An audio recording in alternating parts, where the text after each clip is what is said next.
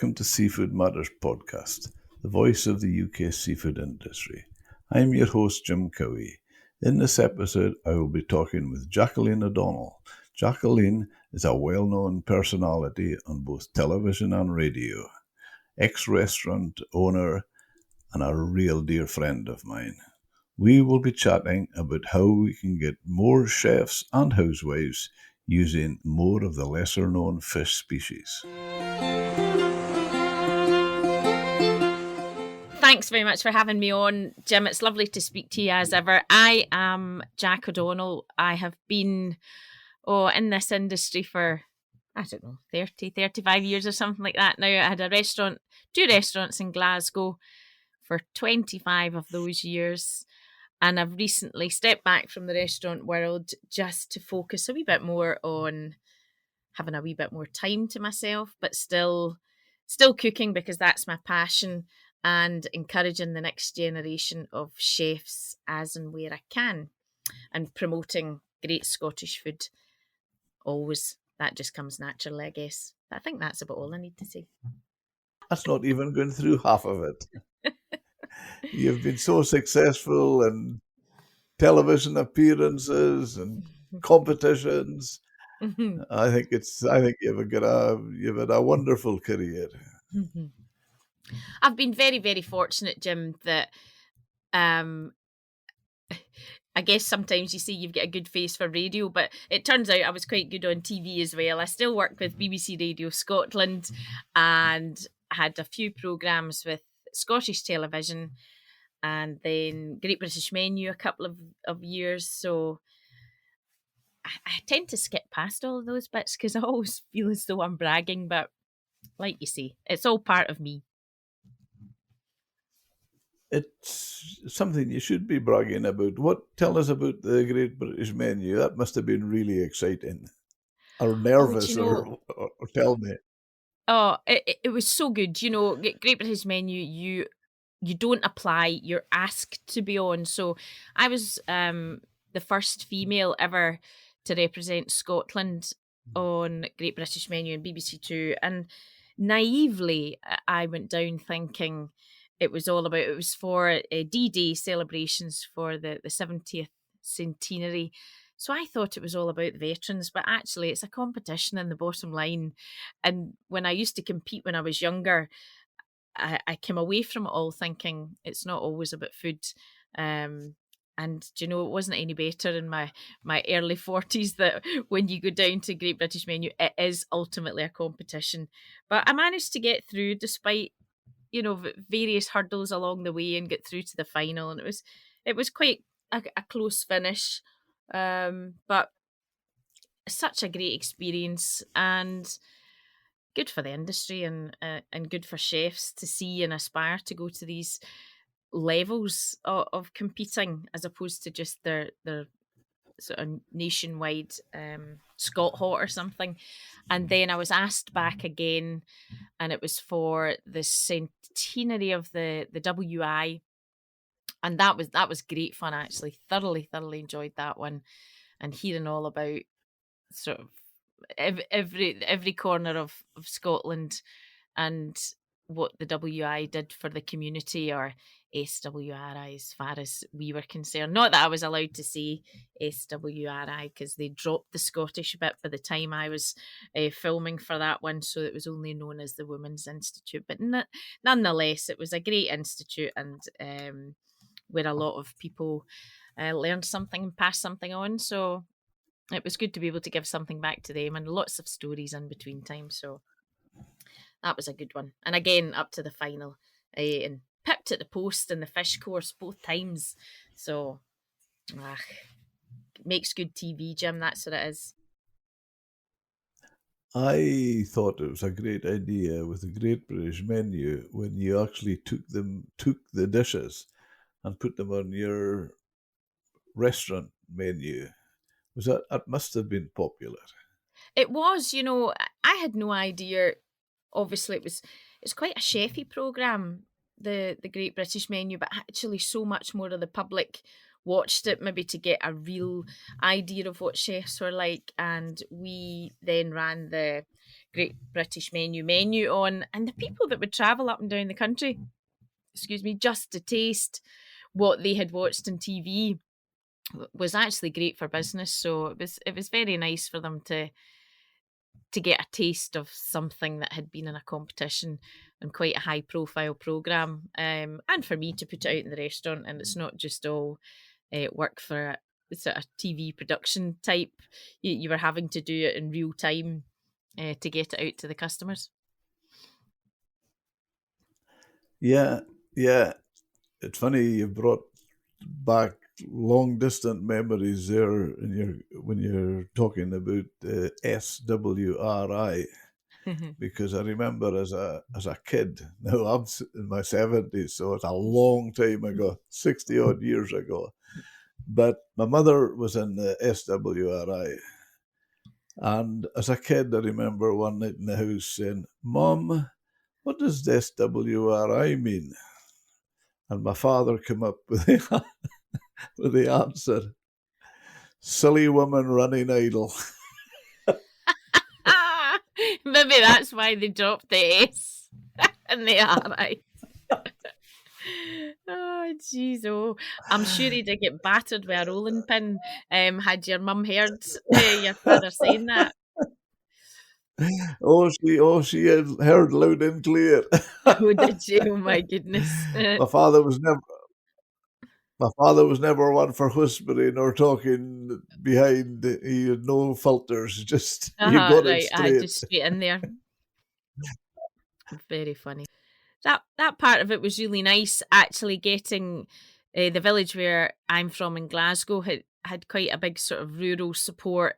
So for me to meet up with all of those ladies in surrounding villages, to talk about their sort of women's institute meets and where they used to meet and how important it was to them, and it actually seems it's fizzling out, and I don't know if we will recreate this as the next generation, but that's where they did go to learn, and to pass something on. But it was very good to be a part of. I thoroughly enjoyed the ladies, even although they didn't approve of the way I made my clootie dumpling, but hey ho. I had to produce it in 40 minutes. They had 4 hours. Okay, now coming on to fish, I class you as somebody quite unique. Now this is my perception, and because one of the things I see in you, which I give you a lot of credit for, I always feel that a fondness is, and you just mentioned it there. You're a restaurateur. You had 2 restaurants for 25 years in central Glasgow. That is an achievement in itself, to survive 25 years in a competition that would have been so rife in the centre of Glasgow. Oh, absolutely it was. And I don't think I always do myself an injustice. As my husband says as well, be kinder to yourself. You know, you've been pretty out there for the past 30 years, and it is no mean feat to be up against the biggest competition of your life is running your business, regardless of whatever TV program or chef's competition you've been in. It was a very tough place to be, but so enjoyable, and I did love it, and equally so as a female as well, Jim. You know, it's not an easy place for a female to be. So the fact that I did happen to survive and thrive and thoroughly enjoy, and I seem to have left my mark. I was at a show last week, the Eat and Drink Festival. It was lovely to be out and about again, and it was so nice when people came up to saying, "I really miss your restaurant. We had so many lovely times there," and it was very nice for me to hear that.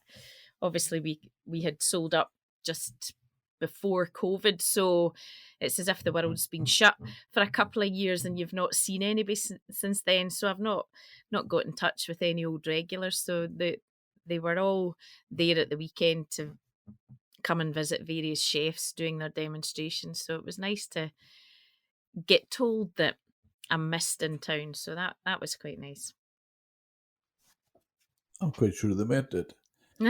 I miss you going When you've to got a trip to Glasgow. Not obviously recently due to COVID and things like that, but it was certainly one of the things on my calendar if I was going to be in Glasgow. But I mean, and you mentioned it there in your husband, because I know he played an integral part with you, because I'm sure you would agree that running a restaurant, it on the surface it looks great. Oh, you cook this and you cook that. I would say it's more about there's more to me anyway. You might correct me. I would say it's maybe the cooking is probably the easiest part, Oh, without a doubt, and Jim, and running a business, running a business, and all the politics that go along with it, keeping and staff, paperwork and staff absolutely. and tax and NI, all of these things. And now when people now still ask me to cook for them, it takes all of that away and just brings back the joy of just cooking, which is what I started out doing, only cooking, me in the kitchen. That's all there was. And now these sort of private dinner parties, if I get asked to do them between 6 or 8 people, it's just heaven. Jim, you'll know yourself when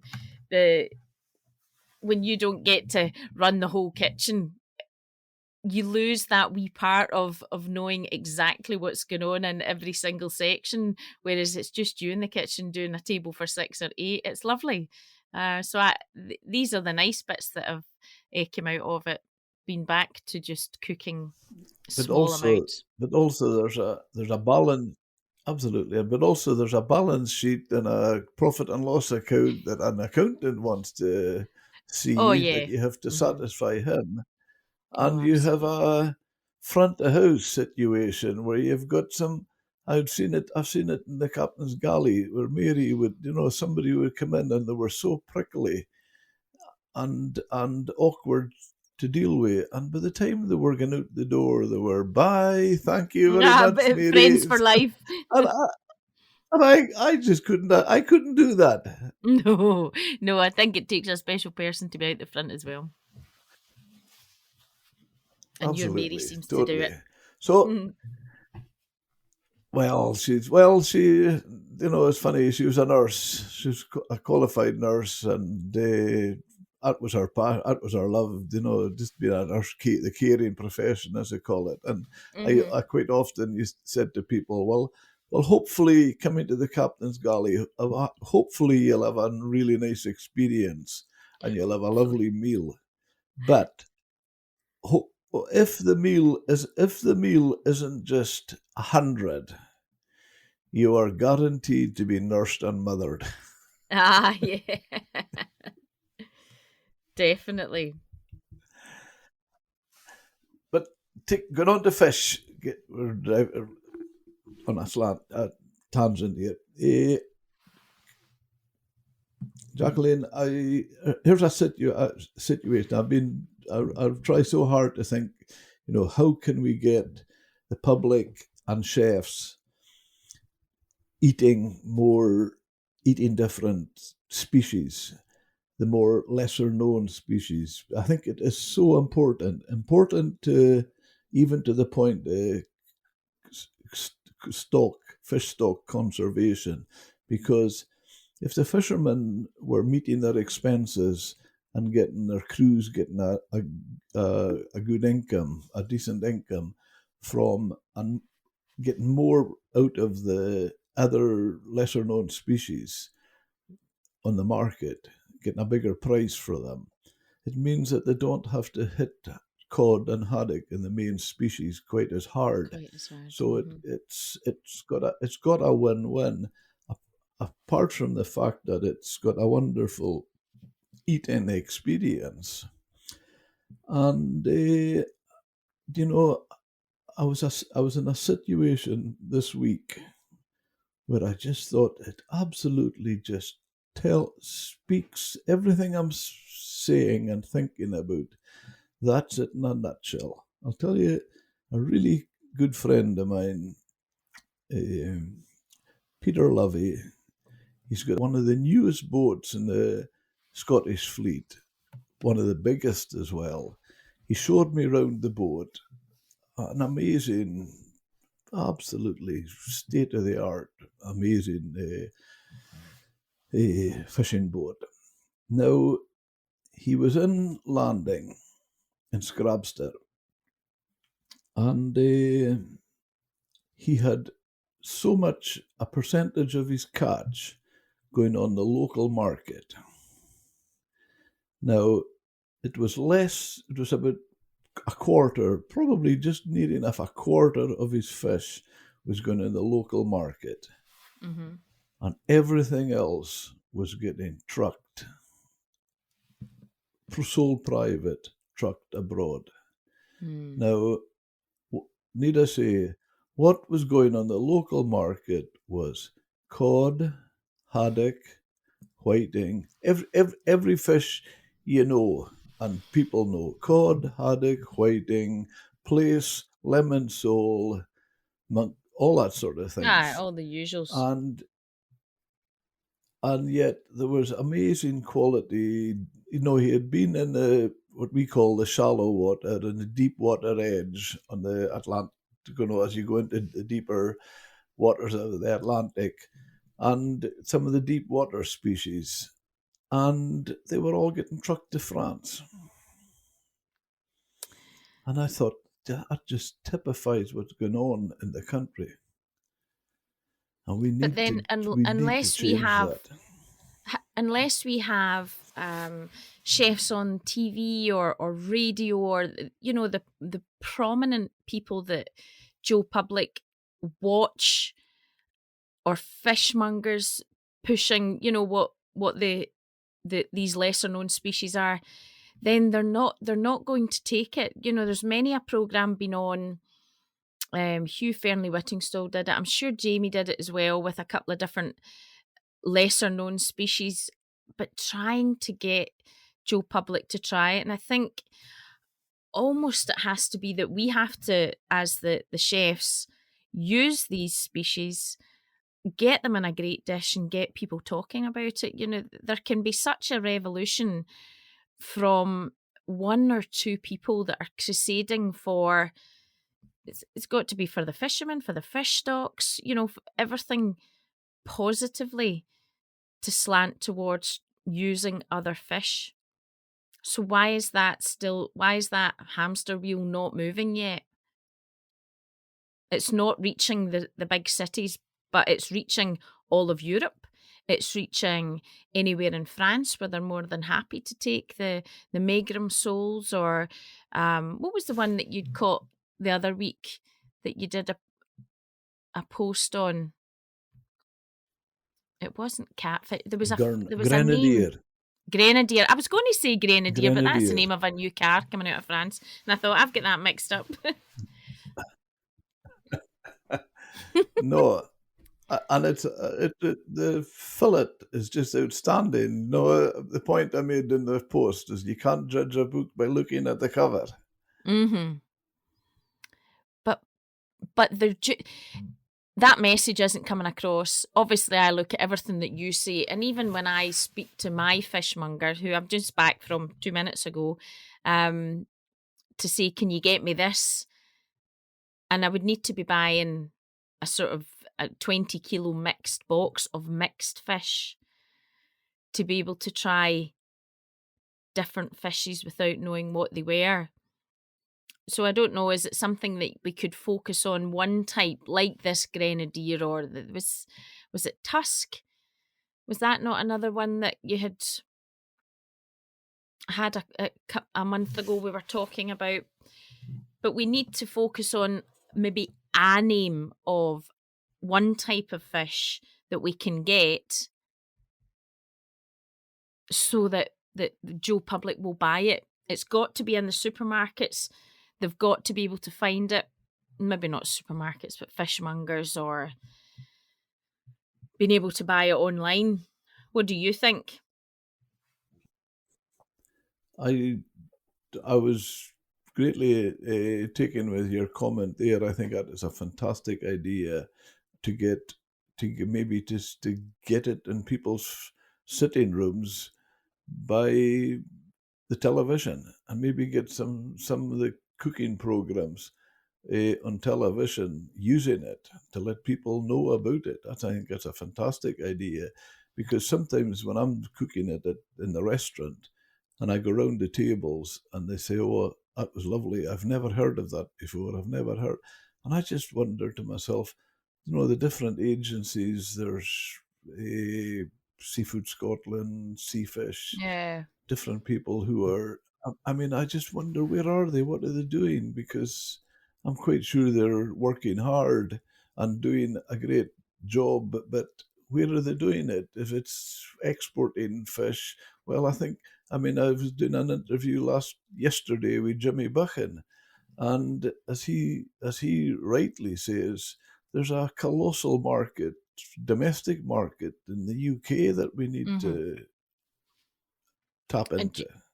we were the show that I was at just at the weekend there, so for 4 days, and it's the first time we've obviously had chefs from the industry out in the past couple of years, and one out of maybe about 25 chefs that I had on stage did a meat course. Everybody else did fish, and obviously it was the mainstays, and most of them were islanders and what have you, coming down with their scallops, but everything was seafood. So when you have that kind of audience, the old staples that they're obviously always going to, and the dived scallops are phenomenal, but when you have an audience like that, why are we not using then to say you should try this fish? But I definitely think this issue lies with whether it's Ready Steady Cook, whether it's James Martin Saturday Morning, whether it's the BBC Saturday Live.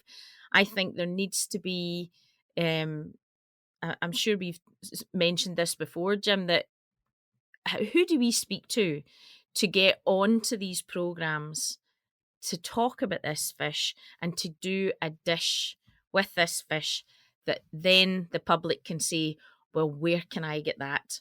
Because that's how you start a revolution of change, by getting people to ask questions. I couldn't agree with you more. I like the name. I like the sound of it as well. A revolution. I'll get on the phone to James Martin, see if he'll see if he'll take us on. If if if you've got the contacts, my goodness, I can supply the fish. It's there, and there's an example. What I say about something, making income, a more real, viable income, because monkfish and cod are the two of the main species, but the quotas have been cut this year. There's no scientific evidence to justify it, but they've cut it, and that has really hit. And on top of that, with the situation with Russia and Ukraine, the way it's affected energy prices, it's really hit fishermen really hard. And if I was to give you an example, when I say main species, monkfish. Now, monkfish would make upwards of £200 a box on the market. This is on the fish market, as in its whole state. It would make anything between £200 and £300, depending on size, on the fish market. Tusk, which is very similar. In fact, our good friend Alan Addison on the Venture 3 double-deckers. The big boat. He classes tusk as monkfish without the chew. Oh, really? It is so similar. The flesh is so similar to a monkfish, and if the absolute maximum they would ever get for a box of tusk is £50, but more often 25. Seriously? Is that the difference? Now, when we've got, the big fishermen like Jimmy Buchan and Alan Addison saying that these fish are there, there's a massive domestic market, there's definitely a missing link into, and actually I would have said this generation of younger kids are more and more into seafood and healthier eating than we've been in a long time. We're all obviously old school fish eaters, but these kids are having sushi constantly. They're having all the boys that were on at the weekend. It was all seafood, all seaweed seasoning, all very natural things, and the audience were lapping it up. Even I was doing. There's a Hawaiian dish just now, and actually I might pick your brains on that one, Jim, because the sashimi that goes in this sort of salad summary box, it's a Hawaiian dish that means, it's called a poke bowl, right? And it means sliced fish and vegetables. And they're all the rage and everybody's ordering them. And I ended up learning how to do it all because I was fed up with my daughter going on to Deliveroo and spending 15 quid on a bowl of rice and fish. Now, it's all sashimi grade fish, but it's tuna or salmon are the only two fish that they actually do that with. So I would really like to try other fish to see. They're all just cured, nothing cooked. The diced salmon with sort of soy sauce and a wee bit of sriracha, and then they go with rice and pickled veg and edamame beans, what else? Avocado, sliced ginger, and then the other one that they seem that's very popular is the tuna dice, which I've never bought before. And you just raw diced tuna and mix it with honey, soy sauce, and freshly grated ginger. And it's in that marinade for, I don't know, what, 2-3 minutes or something. And then it's served on top of a kind of wee bowl of rice and a big mixed salad. But there are places all over Glasgow at the moment. There's maybe 4 or 5 new places that are selling these salad fish bowls. So now more than ever, should we be saying, what can we land here that has the same characteristics that wouldn't break down in that sort of cure that's got the acidic ginger and soy sauce? So I would like to test a couple of these species that you're talking about, Jim, to see if they would work, because that's how you would get it onto TV, because we need to cook something that's on trend with something that's an unknown species and not bringing in tuna from around the world. There is obviously, I would like to see the dish, but even thinking about it, there's a number of species that would come to mind that certainly wouldn't break down. Obviously, they wouldn't. I mean, tuna and salmon have their own characteristics, and whitefish wouldn't be quite the same. But there is certainly plenty. One of the ones that comes to mind now, salmon, any of the oily fish, salmon, mackerel, herring, that their oil content is anything between, just say, 18 up to maybe 24% oil content, and that's depending on the season and that. Cod haddock. I'm sending you some pictures just now whilst we're on air, just so that I remember. But yes, mackerel works because I've done that one before, and just cured in a wee bit of lime and cucumber and a wee bit of salt, and that would taste. In fact, I would love the taste of that even better. I think mackerel's fantastic in that kind of, and herring.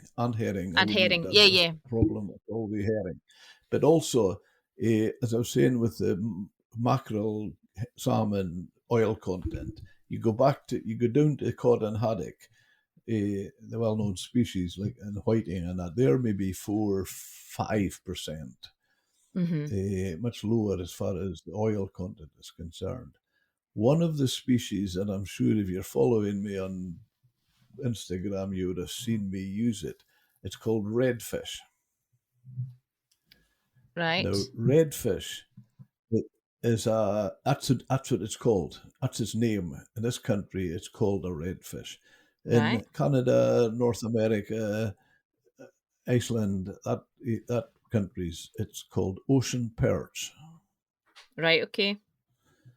And have you put this on Instagram? And in Asia, it's like I think they call it a sea bream. Now, See, it's a right. deep Okay. water species. It's a deep water species, Okay, I see and it here.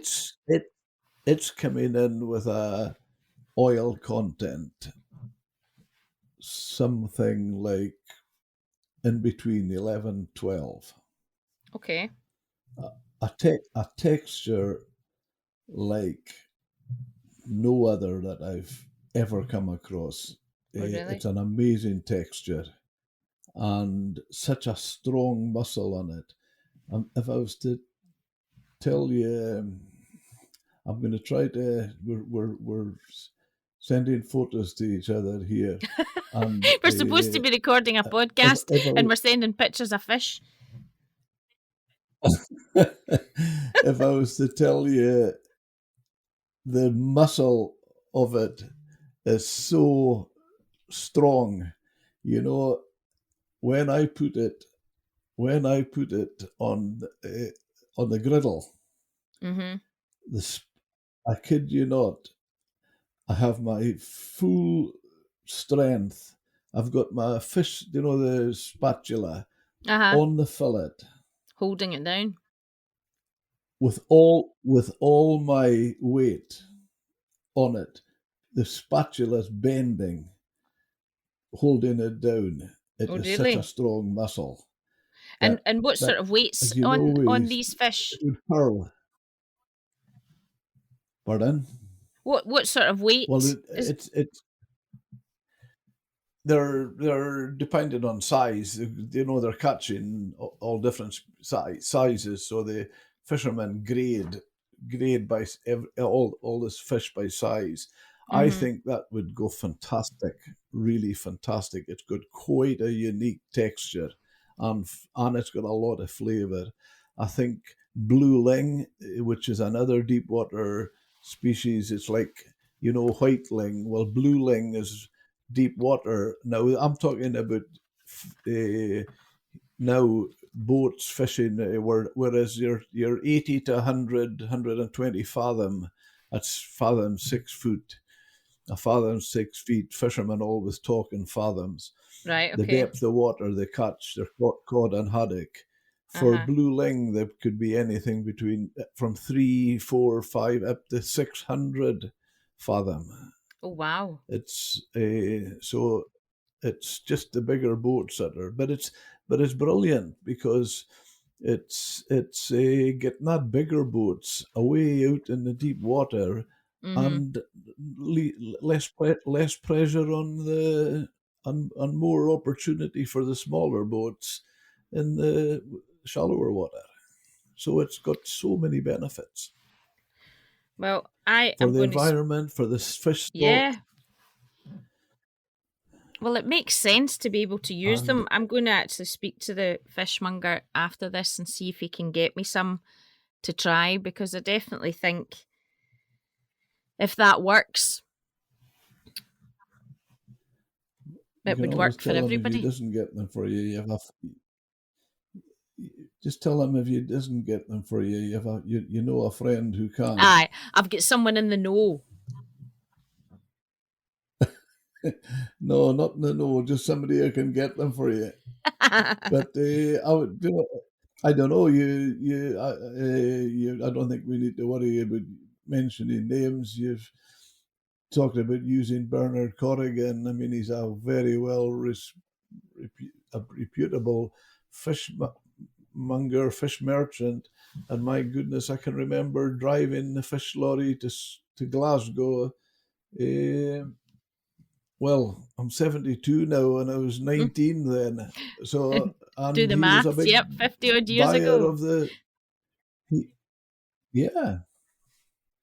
So he was a front runner then. I don't know how many shops he has now, but he had quite a few throughout the It's city. mainly just the commercial market now, and they do home delivery, so they're away from that sort of shop front, but they're big on home delivery, and they're big on.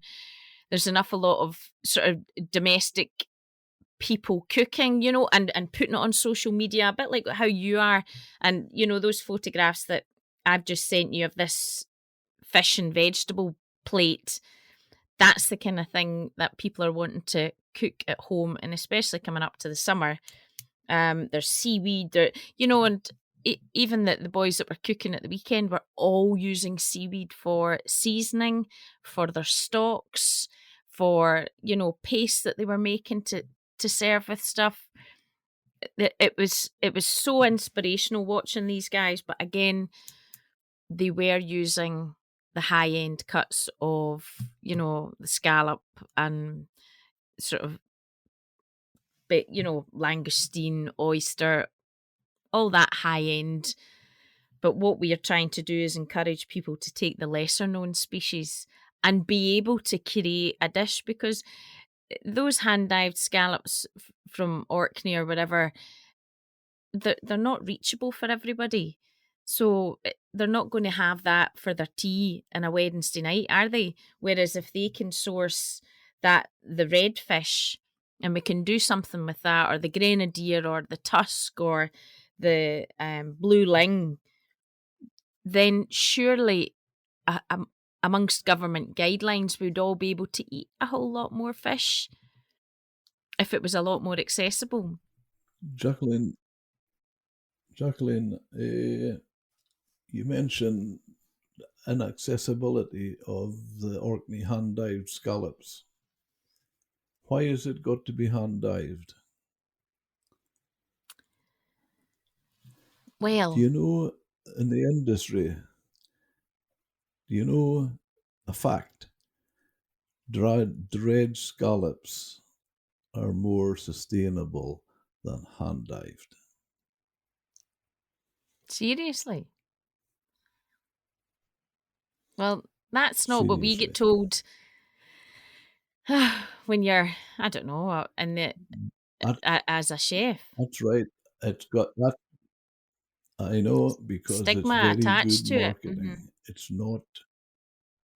Yeah, yeah. And I have no qualms about it. Uh, I get some of the. Obviously, I like listening to all sides of a argument, and one of the things, and I'm sure you've heard it when we brought it up, the dredger. Look what he's doing to the seabed. Mm-hmm. That's exactly what I He's was told. dredging the seabed. And the terminology you've more probably heard, he leaves the seabed like a ploughed field. That's exactly what I was told. That very line, Jim. So we were always led to believe Right. that was wrong. Well, I'll give you a question, or not a question, a statement from a dredger who's actually dredging, a scallop dredger. Uh-huh. Two comments he made. He's a close friend of mine, so but that doesn't matter. It's not the friendship I'm talking about here. It's the logistics of what he's doing. As he says, he's been scallop dredging 40 years. Uh-huh. Now they go round. It's seasonal, like every other fish in the sea. So they, over the course of a year, they will be literally right round the British Isles fishing. There'll be part of their season will be on the east coast, down the east coast of England, northeast, and they go south. They'll be fishing on the Channel, sometimes on the French side, so they'll be fishing out the Channel ports. They'll be round the coast up by Wales, and then from say the southwest of Scotland right up fishing outside along the north coast here. Now, as he says, how is it not sustainable when he's still doing that 40 years later? Mm-hmm. 40 years. How can that not be sustainable? Yeah. And the other point he makes to the remark about the ploughed field.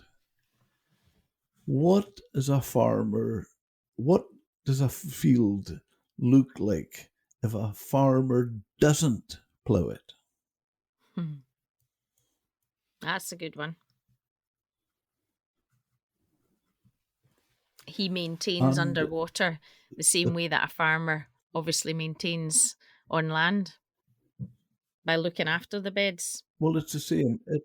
It's the same thing. It is absolutely the same. And what they find that the scallop dredger does is breaks up shells and things in the seabed and churns it up, and it actually takes fish into it, into that areas. Otherwise, it's just left and nothing happens. Yeah. And there was a situation. There was a similar situation, a different thing, different species, just after the Cod War, and when the Faroes put the same restrictions on the UK fishing boats as Iceland had. And so the fishermen, a lot of the Aberdeen trawlers and that had used to fish the Faroe Bank. Faroe Bank is a well-known fishing ground, and it's in the Faroe waters. So we were put out of the Faroe Bank. And just after that happened, the fishing on the Faroe Bank took off, and there was just no fish. And for a while, the government in Faroe thought, just as well we stopped that in time. Look at the decimation. There's just no fish left there. What they discovered eventually, was the Aberdeen trawlers were fishing much heavier gear, what we call rock hoppers, which are big rubber wheels, you could say, and with chains, and it's thundering along the bottom and breaking up rocks and churning up the seabed, and that was taking fish in to feed. All right. And so it was nothing to do with it. Was actually it affected. It actually and positively detrimental affected effect. Yeah, stopping the trawlers had a negative effect on it. And a fisheries scientist in Iceland, Jon Christensen, who I'm friendly with, and I've had on a podcast, I'm really looking forward to that one coming out. As he says, trawling is not as efficient as some scientists and conservationists make it out to be. And he says the maximum a trawl net ever takes trawling over a fishing ground is 20%. Really? Never takes more. Again, that's got to be surely an education thing, Jim, that, obviously I'm friendly with you and have been for a long, long time. And these are all the things that I thought because that's what I was told. Yeah. In my time, even personally speaking, Jacqueline, in a restaurant, I've dealt with divers and I've dealt with dredgers.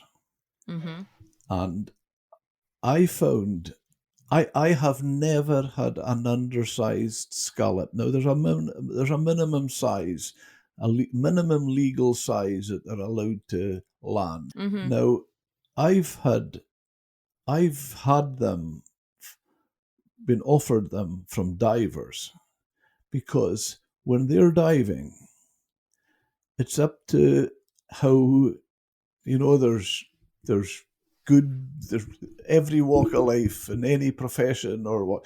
There's good people and bad There's good people. and bad. There's Yep. people that'll chance it, and the people won't. So with a diver, the undersized scallop is up to how greedy he is and how thoughtful he is of the future, whether he will take it or not. A dredger hasn't got that option, a choice, because the way his dredges are made up, the scallops escape. Oh, okay, they go through the spaces. They don't come on board. Right. They don't come on board. So they don't. The dredger does not have that option. And even MSC, there's areas in the world where dredged scallops have chain of custody and classed as sustainable, and nowhere is there a dive scallop got that. Nowhere in the world. That's very interesting. Jacqueline, I have no qualms. Any time on my menu, and every menu I have, which you've seen, Mm-hmm. the footer on the menu says where every fish came from, the boat that landed it, and where he was fishing. Yeah. I have never a problem telling people the boat I get the dredged scallops from. And I'm perfectly happy if somebody is upset and wants to talk about it. I am more than delighted to sit down and talk about it. I have absolutely 100% clear conscience as far as this issue on dived and dredged scallops. Very interesting, that one, Jim. And it's a shame because, when you're talking about the dish, the salad dish, that was one of the things I was going to suggest as would be fantastic in it, scallops. But why have them out of reach when there's no need for it? Again, with that though, if I was to use something that scallops in that dish, it's making it a wee bit more expensive, and they're kind of £10 to £15 per bowl for that salad dish. But there's a market for them, and they are very on trend. And I think Queenie you've got scallop. to capitalize on the trend that's here just now, and that this generation of younger people that are wanting this food are wanting to eat good quality fish. So at a reasonable price, to be able to keep it at that, you actually only get a small amount on the bowl. It is mainly sort of pickled veg, and when you think back to sort of old pickled herring type things, and you would have never have thought that would be trendy, but you're after the same flavours that's going on here. But for us to be able to use a fish that is a lesser known species that could hold up in a cure and still be as tasty, if I was to try some red fish or something in it, would people really know the difference between something that's flown halfway around the world to be tuna and it's trendy than what it would from a deep water redfish? It's certainly worth a think about, and it's certainly worth using a species like that to go to one of these major networks to use as a fish dish. Queenie scallops. We don't often get them down here. Queenies. You don't often get redfish. No, well, we don't often get redfish. Oh, well, right, okay, yeah. And do you think queenies are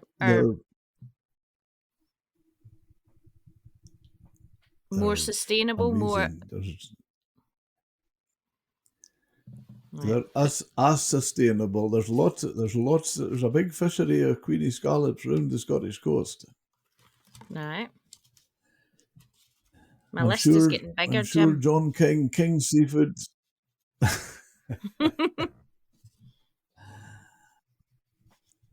I'm writing King all this down Seafood's so that down I in the don't Solway forget. coast. Right.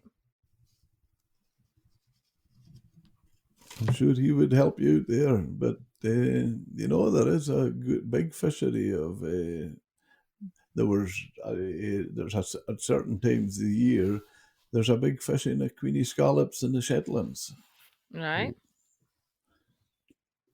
So, and a good friend of mine fishes them in Orkney and Scapa Flow, and they're absolutely outstanding.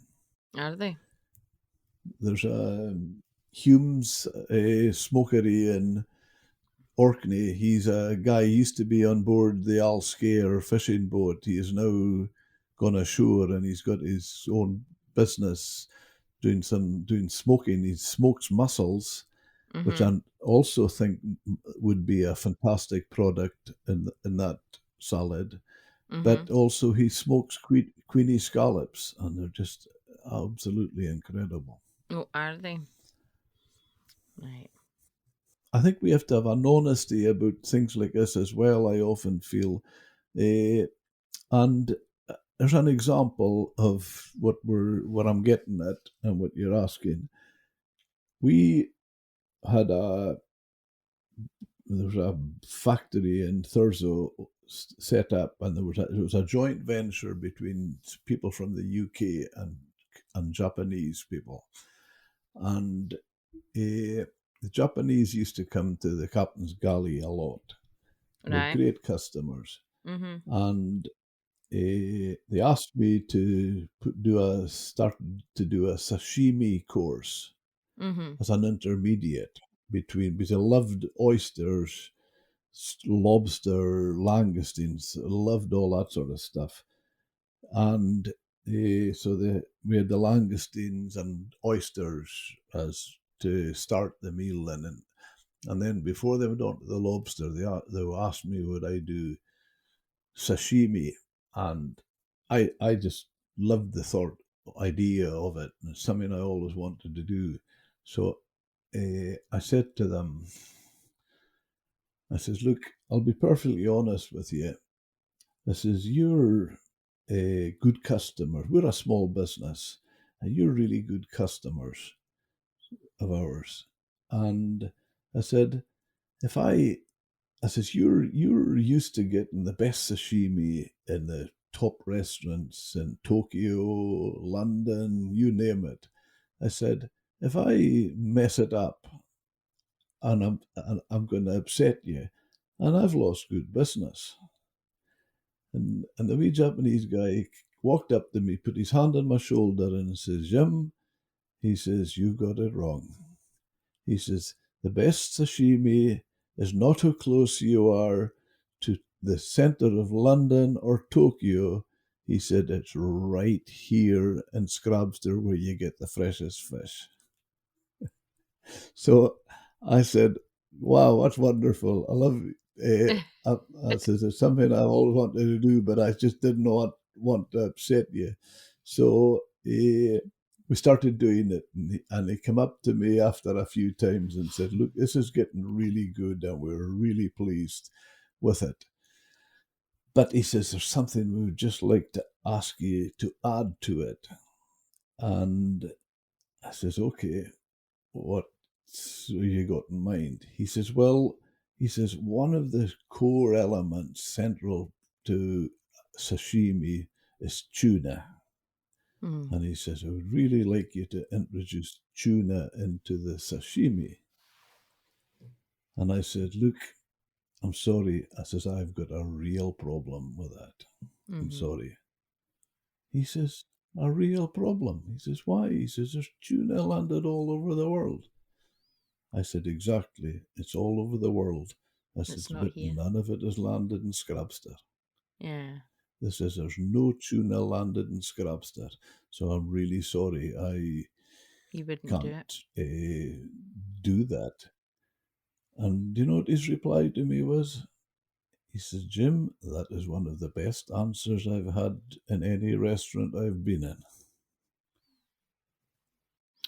Well, I think that's testament to obviously what you could do for them, and the fact that he appreciated that um, you were not prepared to do something that wasn't landed outside your front door.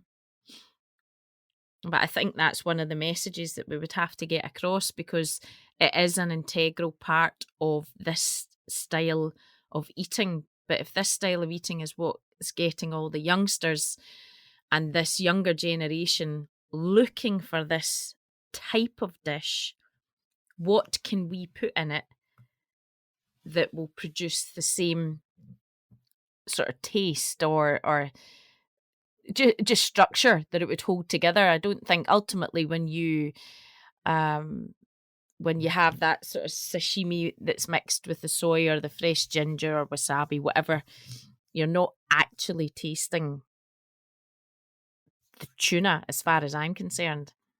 You can taste the salmon, you can always taste things like that. But if I was to do that dish with mackerel or redfish or herring, would you know any different? I wouldn't look at it from the point of view, would I know? I I I would I think the honesty I talk about is just, we tell people, well, okay, tuna's not Scottish, so we're not using that. Mm-hmm. Yeah. Oh no, absolutely not. As in, we would lie to them. You're just trying to get something across there that tastes just as good, if not better, but with a wee bit of knowledge to explain the tuna's not landed here. You know, like what you had to do to your Japanese guests. We don't land it here, so we won't be serving it. Yeah, but to me, I didn't do anything. I was just open and straight and See just what you told them believe the in. reality. Mm-hmm. And totally, yeah. And I think if you do not feel, Jacqueline, if you're doing something and you believe in it strongly, well, that message is going to come out It'll on come the dish across. as well. Yeah. Oh, absolutely. I believe that. I think there's lots of things in Scottish waters which would just be fantastic with that. Squid, I think squid would be lovely in that. Mm-hmm. I think we need to be able to get something that is accessible and acceptable to people. I think in order to encourage the consumer to buy this whatever fish, they need not to be scared of it, or they need to be comfortable with it. Therefore, so does the fishmonger, so does the recipe, so does the chef that have inspired them to cook it. At bottom line, Jim, not everybody's going to go out of their way to go and get a squid and clean it and prepare it the way that a chef would, or a razor clam, or whatever that they've tasted somewhere that has Would they been. be buying the? Yeah, but sure. Oh, I see what you mean. So people are making this themselves I would like and them to buying the make it fish themselves. No, to they're make it. buying these from Japanese fast food places, which there has been 4 or 5 cropped up in Glasgow and surrounding areas in the past couple of years, to be honest. I only discovered one of them during lockdown, when it was John Quigley was doing a pop-up, our chef in Glasgow that's got red onion, and he looked at who's out there and who can come and keep us afloat by if we do a takeaway version of some sort of food. And it was his daughters that had said, this is what all the students are eating and looking for just now. And they were selling them, hundreds of them at a time. And since that time, back in 2020, that's when there's been 4 or 5 of these places opened selling this as a dish, whether it's takeaway or eat in. So I definitely That's think there's a market interesting. for it. I definitely think the time is right to strike at the moment with lesser known Scottish species Yeah, or British I species that we can move on. I think the deepwater ling, and the redfish And what's are their two fat species. The content, Jim? monkfish or tusk. Well, the redfish would be in between. It'd be 11-12% 11, 12, right? I thought that's what you'd oil said. content. Okay. Yeah, less than the oily fish, but a lot Hmm. more than A the lot more than the bog, white bog standard. Yeah, yeah, and the texture of it, and that, I think it would just be would hold up. fantastic, and it's in that. And again, obviously, Yeah, ceviche and is quite trendy, but in high end restaurants, halibut, ceviche, or scallop, or whatever. But if we can make it on a fish that's a lot more sustainable and affordable, um, then I think that younger market is going to be able to buy it, because these kids aren't buying the sashimi bowls or poke bowls or all the things from the sushi shops around the country. It's not halibut and it's not scallops. It's slightly more affordable, and if we can yeah, sort of encourage that by using even more so sustainable products, which can there's deliver lots on of texture and there's lot flavor, then it's got to be a winner. absolutely. There's lots of fish. I make ceviche myself, and I love it. And there's certainly plenty fish landed in Scotland that would sit well in a ceviche Mm. No, this is very interesting, and I think, and sushi. yeah, it's super trendy and healthy, and you don't always want something to be on trend, because then it will be off trend.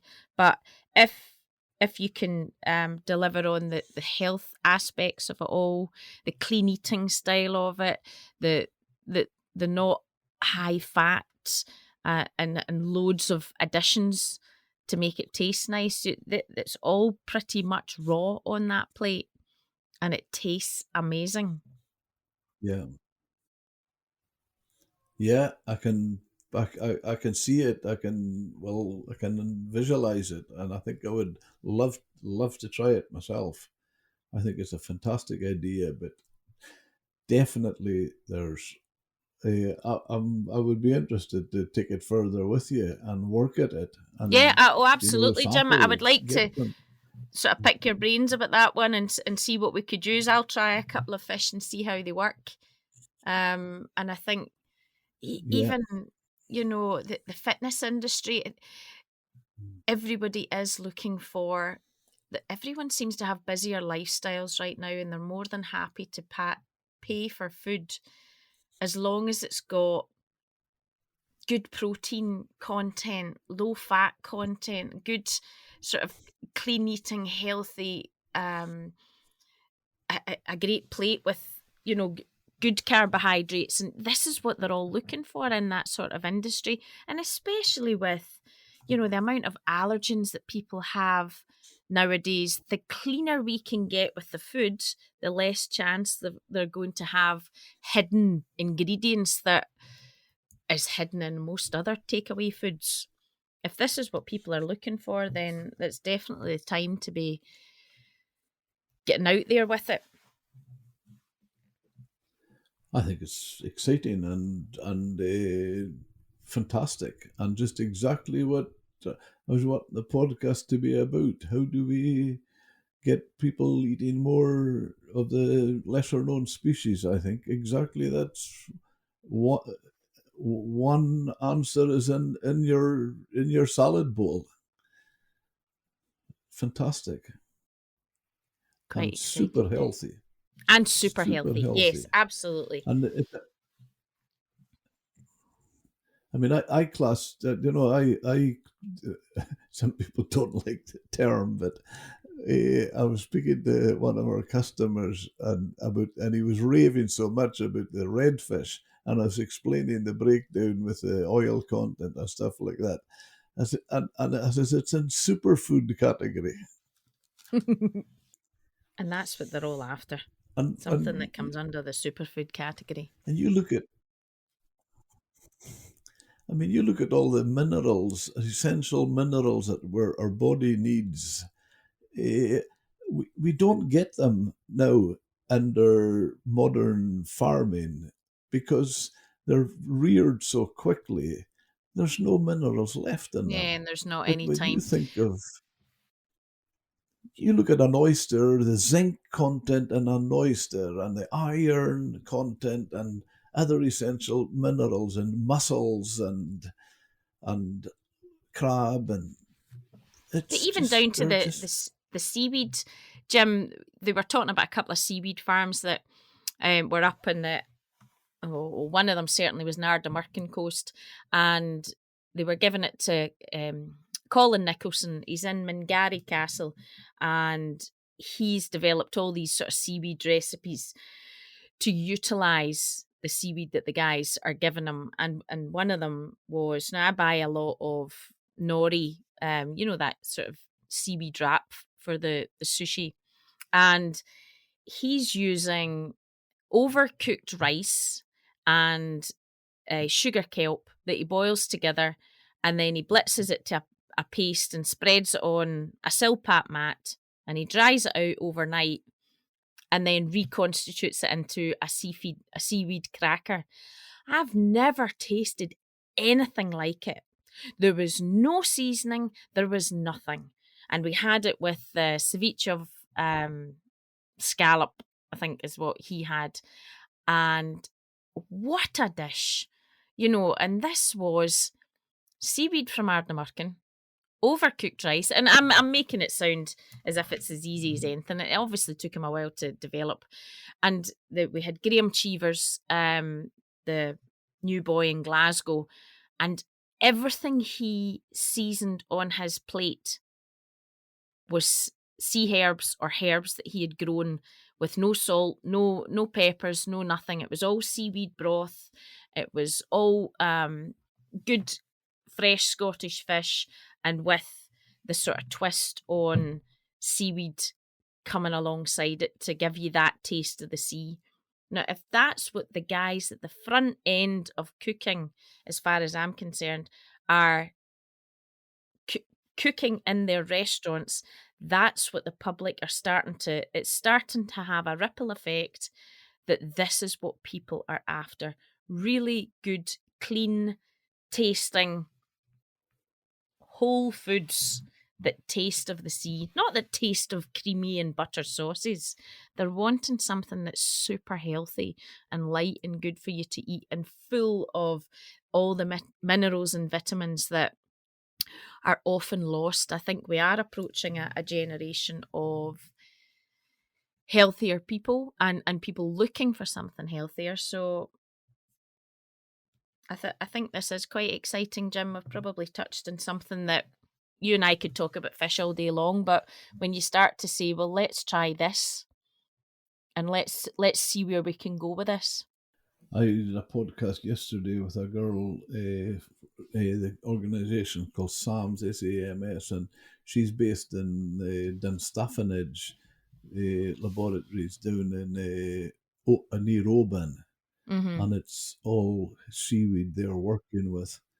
And some of the things she spoke about were really quite exciting. And one of the things that really fascinated me was, and we spoke about it, was they're developing it's a farm in Mull that is feeding it to pigs. Now, Right. one of the big bones of contention in this fishing industry is there is big boats coming over from Denmark, industrial fishing for sand eels in the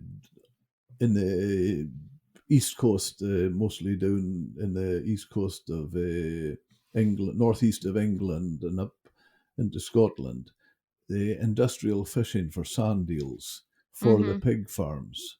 All Now, right. sand eels is the food. Sand eels is the food of our fish. All So, right. how much better is it for our fish stocks and environment to utilize seaweed? Yeah. And do you know what's that going to do for our fish stocks? If they start landing all the sand eels. Yeah, and well, they're doing that. So I have been doing it for They're, years, but oh, it have would they? make more for. Oh yeah, yeah, and it's a real bone of contention because our fishermen will get quotas cut, but how much better it would be if they actually increased the available food for our fish. Yeah. And so there's it's I'm maybe changing it slightly, but this is for feeding pigs. It doesn't matter. It's there. I think we're maybe it's never too late. There's fish, seaweed has been on the beach for a long, long time, but it Yeah. doesn't matter if we're finding the goodness in it and starting to use it. Let's have it. It's brilliant. I think Oh it's yeah. fantastic. The And the I, flavor was incredible. I think the chefs on that one have played an important role because whereas I mean I can remember as a kid I used to use we used to use seaweed in different ways and things, but you know the industry, the hospitality industry has given it names. We talk about sea lettuce. hmm And we never, but it's Oh, brilliant yeah. because There was that's all what it different is. varieties. Yeah, but it was just seaweed when I Yeah, when I used to see it in the beach. But yeah, he had a box full and was showing everybody. So he had some that was dehydrated that was just used to flake over some things. Some that was made into a broth. Some that was obviously made into the crackers. Reduced down to get jellies, sort of seaweed jelly, and obviously being where he was, just at Ardnamurchan, it's a sort of most furtherly westerly point in Scotland. And the sea's right on his doorstep, and he must have an abundance of this. But the way that he had brought it onto his menus and into his style of cooking was incredible. yeah. Well, I think that's great to hear. I just love hearing people doing more things Mm-hmm. with the. I was asking this girl yesterday if with dulse. I mean, we're talking about seaweed here, Jacqueline. As a kid, my father, we used to eat a lot of dulse. We used to pick a lot of dulse, Mm-hmm. and we, we, my father used to roast it in the fire in the sitting room. All So right. if you can imagine. Can imagine the smell in the So fire. every time I get this, well, yeah, but you know, every time I get the smell of seaweed now and dulse and things like that, it just takes me back. I've got such fond memories of it. I love, you know, when I know people will say, "Oh, what a horrible smell, rotting seaweed." I just love it. Oh no, definitely. Lovely smell. And And it's tastes even so better. important. You know, it's one of the best fertilizers you'll get as well. Mm-hmm. I think he'd So said no, I think that's fantastic. I think that's carry on. it, well, he had said that they specified in sort of looking after two varieties, but on the ropes they put out a couple of boys, and the seaweed just naturally sort of grows on it, and also the sugar kelp, I think it was.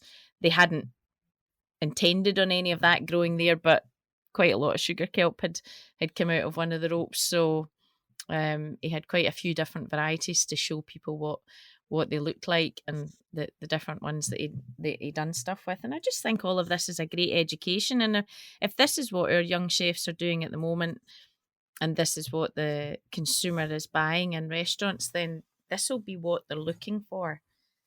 when they want to do it at home. So I think it might be an interesting time to try Well, something like this just now. I have a good friend in Orkney, Sam Britton. I don't know if you've seen him on Saturday's Kitchen. He's been on a few times with James Martin. Oh, has he? Right, okay. Started to make it's called Orkney Craft Vinegar, and he's made the most outstanding vinegars. What a taste! Oh, And really? one of the products is sugar. One of his vinegars is sugar kelp, and another is smoked dulse. He's taken the dulse and smoked it, and they're outstanding. Wow. They're just probiotics in themselves. You could just drink it like you would take a shot of whiskey. You could. It's Tastes so good. and so good for you. Yeah.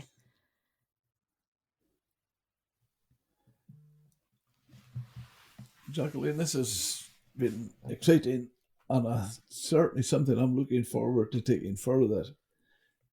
Definitely feel there's mileage in this salad box, or that certainly a Scottish fisherman could benefit from.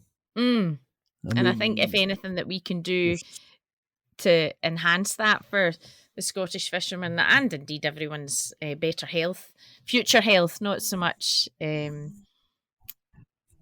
but on your purse sort of thing, but for your future health and the benefits of the fishing industry in Scotland, I definitely think it's a wee market that's waiting to be tapped into.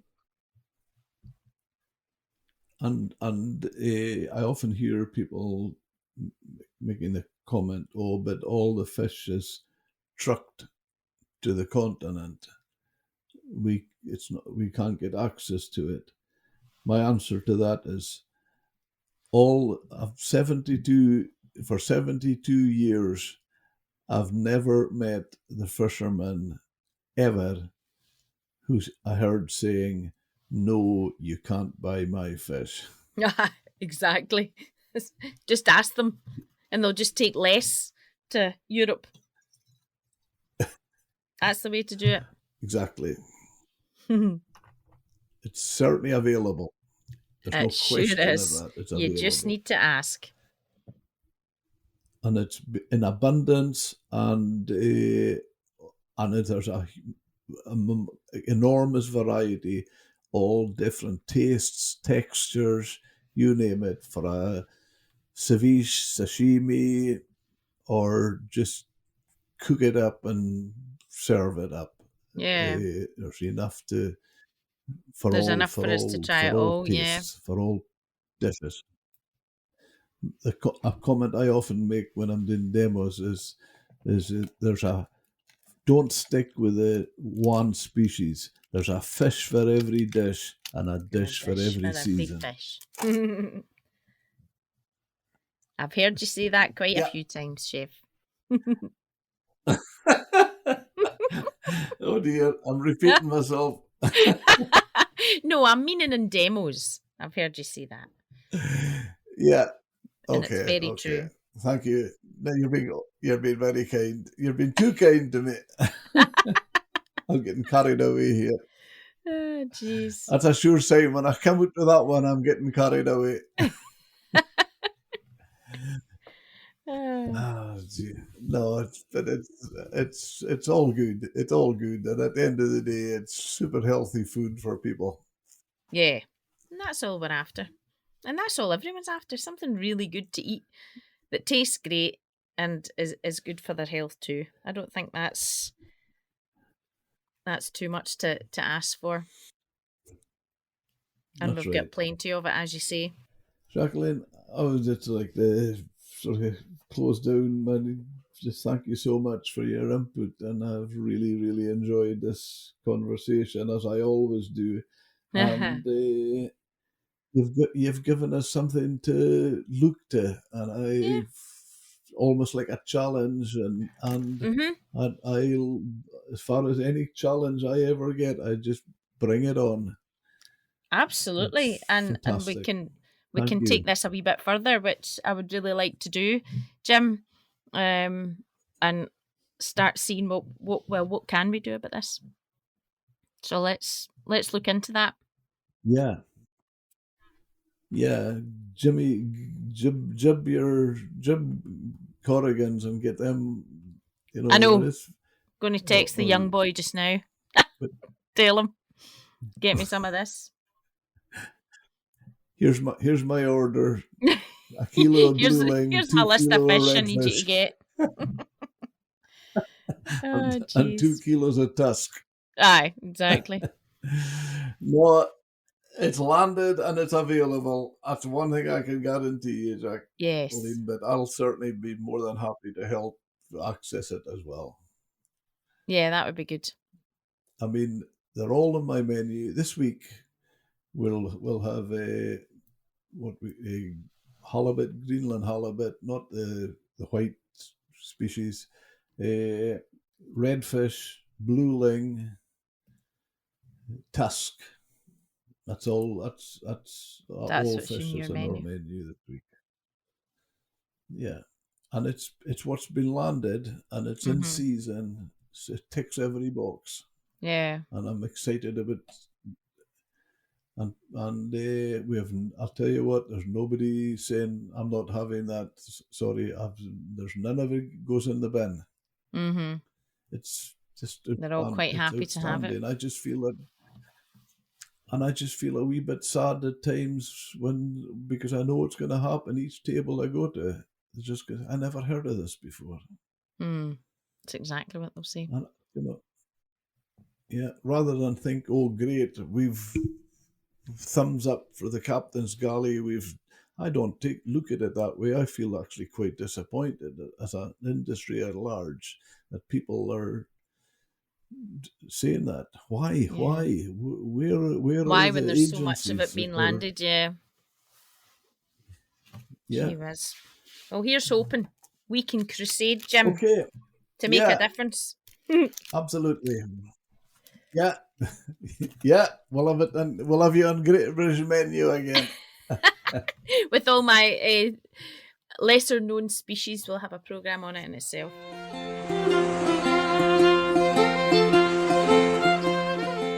Thank you for listening to Seafood Matters Podcast. You can subscribe and leave a review wherever you get your podcasts. You can join me on Instagram and Facebook by searching for @Seafood Matters Podcast. If you have any questions or episode suggestions, please email me at jim@seafoodmatterspodcast.com or get in touch through my website, seafoodmatterspodcast.com.